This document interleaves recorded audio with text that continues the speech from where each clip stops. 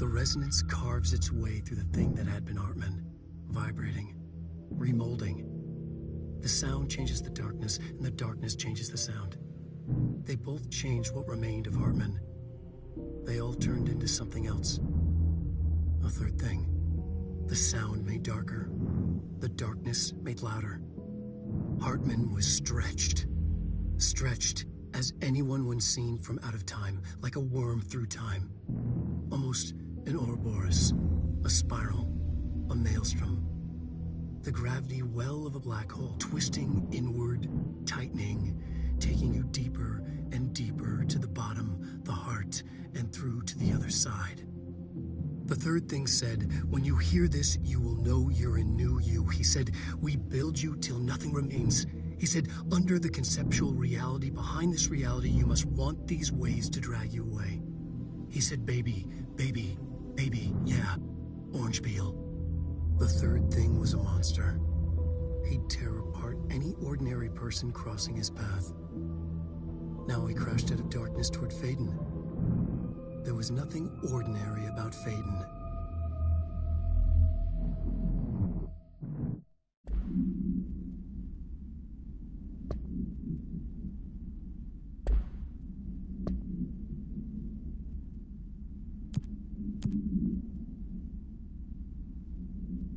Sound made darker, the darkness made louder.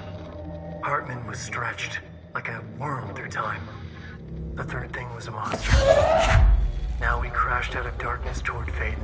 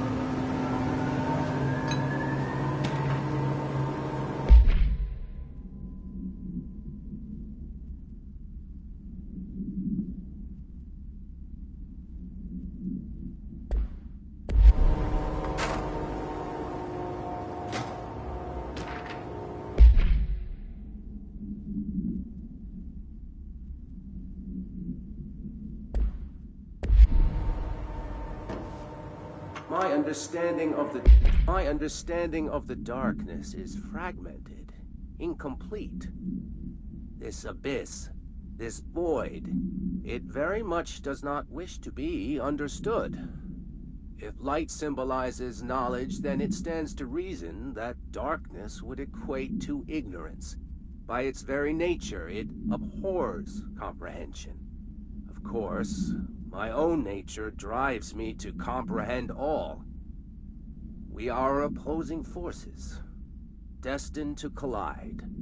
And given this conflict of natures, we know that the light of truth will burn away the darkness, both figuratively and literally. Any significant light source can be used as protection, even weaponry against this metaphysical gloom. And then there are the artists.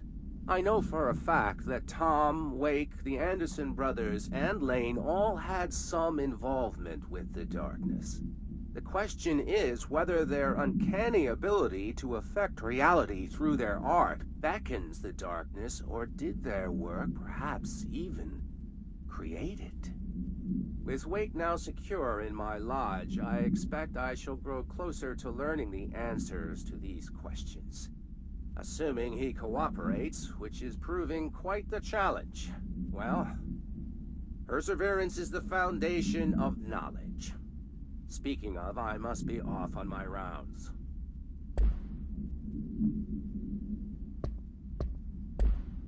Darkness is fragmented, incomplete.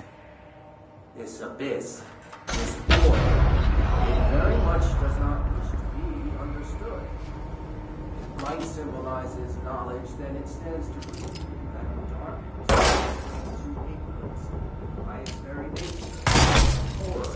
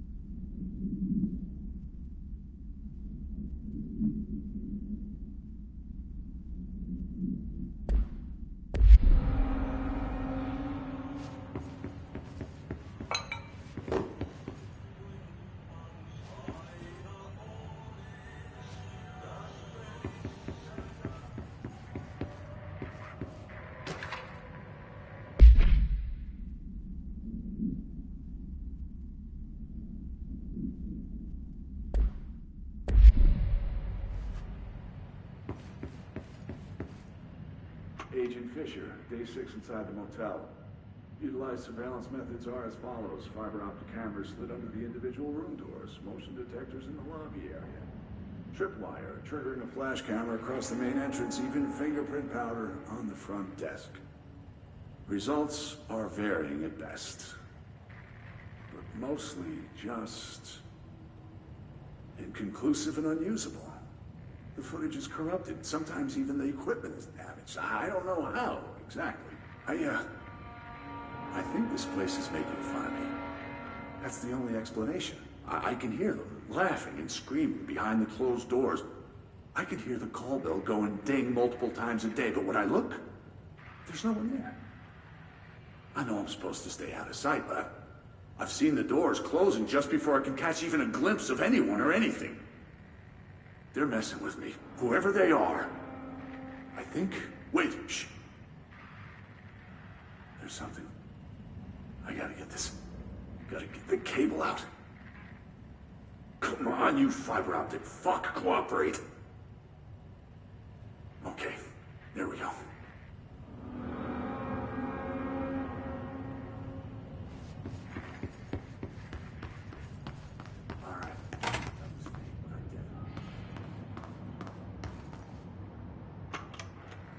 Reminder, all employees are required to report their hours at the end of each month.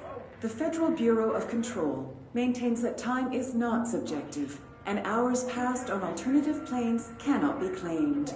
Astral dives do not accumulate overtime compensation. Thank you for your attention.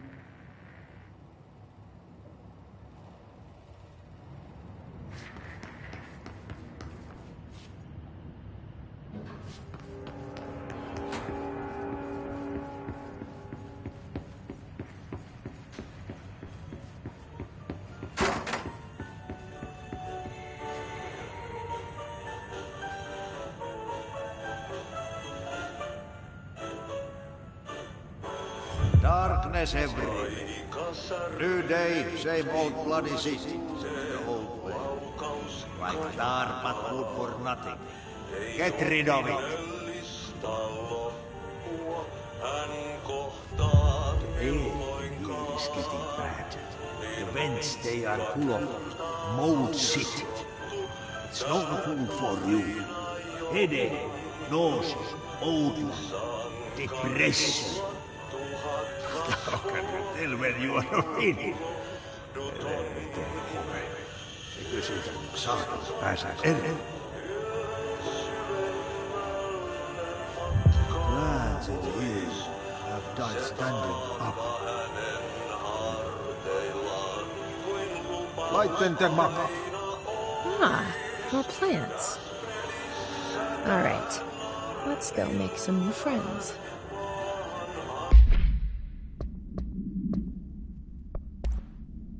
Agent Fisher, day 6 inside the motel. Utilized surveillance methods are as follows. Fiber optic cameras slid under the individual room doors. Motion detectors in the lobby area. Tripwire, triggering a flash camera across the main entrance. Even fingerprint powder on the front desk. Results are varying at best. But mostly just inconclusive and unusable. The footage is corrupted. Sometimes even the equipment is damaged. I don't know how, exactly. I think this place is making...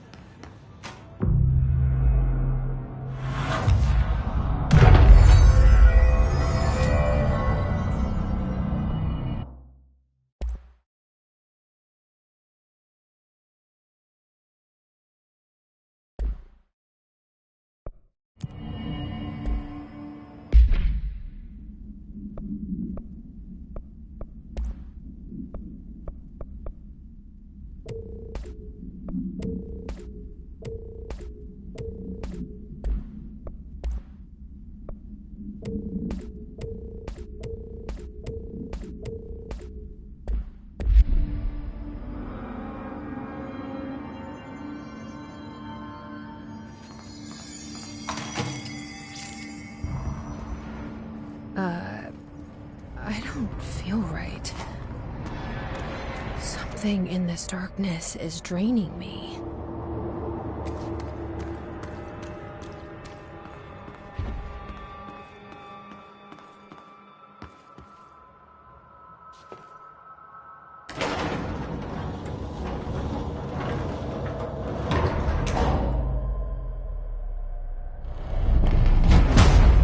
Shit. Now what?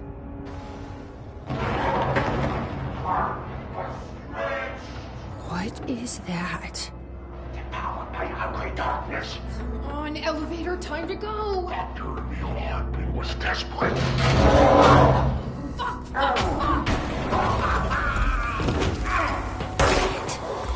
Things I don't like light. What is that?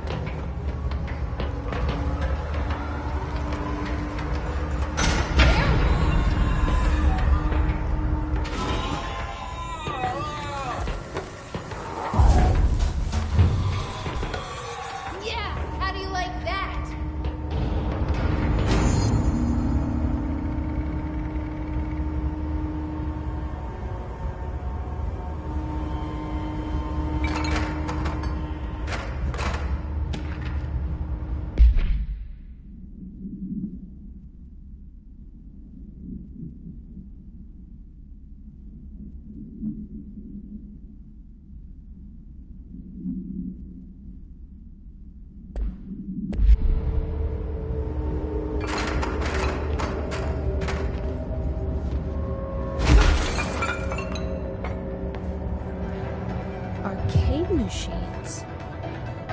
Shoom. Shim? Shoo. Whoom. Whatever.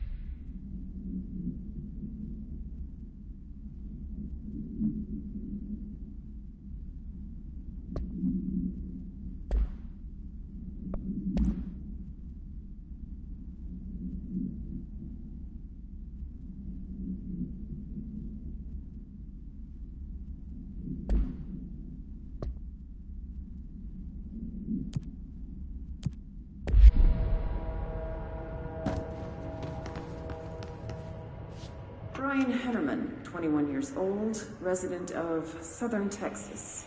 I'm sorry, ma'am, but I really don't understand why I'm here. You know what you did, Mr. Hennerman. I do? Tell me about Delivery Disaster. The movie? I mean, it wasn't very good.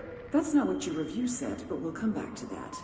Tell me where you got the movie from. Movie night with a K, not an N, not night like nighttime, but... Who contacted you? Who told you to review that film? No one. I just did it because it looked obscure. I didn't even like the movie. I shouldn't have given such a high score, but reviewing obscure films makes you look smart. And I thought if I looked smart, I would get listeners. My podcast would take off, and I could move out of my parents' basement, and maybe even go to college and get a film degree like I've always wanted to. I swear. I swear, I swear, I swear. Okay, the kid doesn't know shit. I'm ending the session.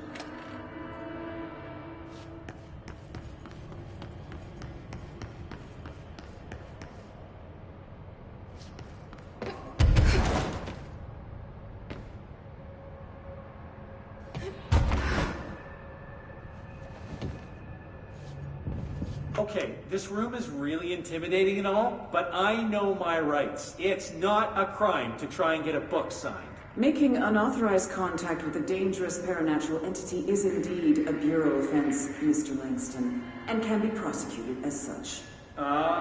Okay. Well, I didn't know that.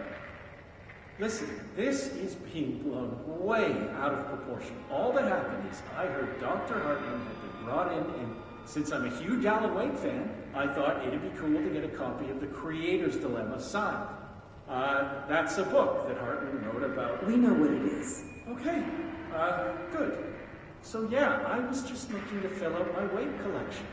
I certainly didn't know Hartman had turned into some kind of shadow zombie. That's a completely inaccurate description. Whatever, listen, I'm just a desk jockey. I sort papers, do data entry, that kind of stuff. Don't come down on me like this. I made one mistake. I mean, I see people break the rules all the time and no one is pulling them into dark rooms to yell at them. Yesterday, Dave Gleason and his crew were talking to that empty spacesuit and laughing their heads off. We're letting you off with a warning, Mr. Langston. But this is going on your record, so one more screw-up and our next chat won't be so friendly. Great. That is just great to hear, guys. Thank you. Thank you so much. Hey, is there any chance I could get my copy of The Creator's Dilemma back? Get out.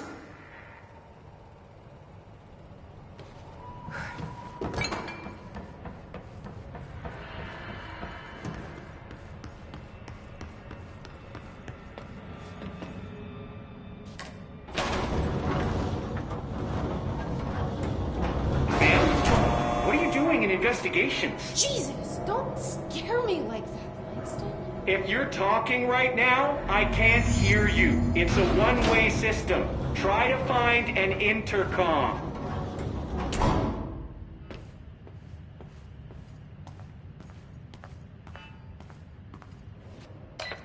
Langston, it's me, Jesse.